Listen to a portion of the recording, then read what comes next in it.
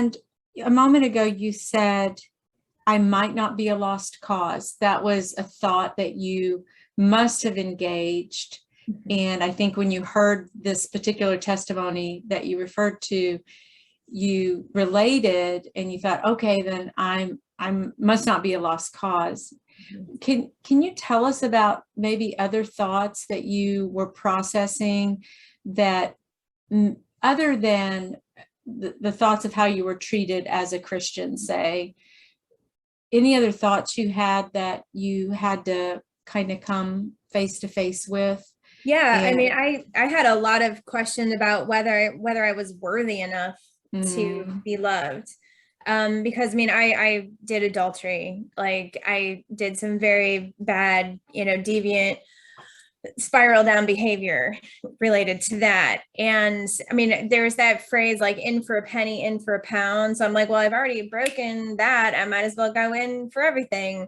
But it was like completely self-destructive. So with that in my past, I can't change it, and I could acknowledge it and I can get past it. And when I realized through faith that I could get past that, that was so empowering and so liberating that I could be loved, by someone as amazing as Jesus. And then the people surrounding or that follow him that, walk in his world. So that was earth shattering for me. So a lot of it was self-worth.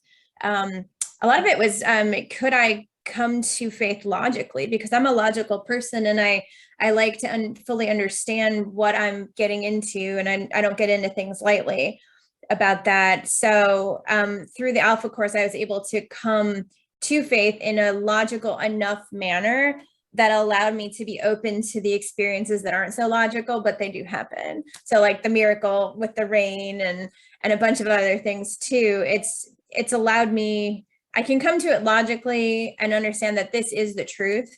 And in that sense, that opens me up to see the wonderfulness of the rest of it. Yeah. Oh, this is so cool, because what's interesting is that our stories are kind of similar in that you are very logical, and I would say I am too, kind of heady or intellectual, and I like things to make sense. But for me personally, my heart changed first.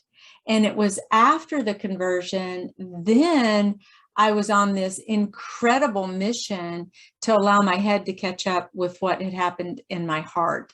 As I was an adult, I was in my 30s at the time. So it's so funny that, and you know what, maybe I also was longing for that kind of logical stuff first, but for whatever reason, it happened heart first for me. And then the head caught up, because I needed to have reasons for, what happened, and how would I articulate this, and how would I explain this, and what does this mean? And okay, there's Adam and Eve and Noah's Ark and Jonah and the fish. How do I put all of that together, really? And so that's so curious.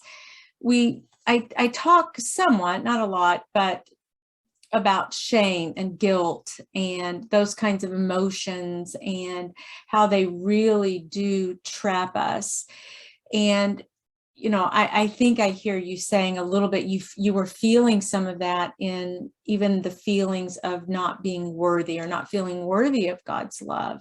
That's actually an otherwise common feeling or emotion to have as a result of some of our actions. It's normal and natural. And in a way, it's really God-given. Some would say, well, that's God-given. If we didn't have guilt or shame, then, well, especially guilt, then, if we never felt guilty about anything we did, it could be a really, really, really bad world to live in. So thank goodness we have a conscience. Thank goodness that we can feel those things. But there is that fine line between guilt and shame. I mean, the guilt is guilt. You feel guilt for doing something. Shame is feeling that guilt for being something. Right.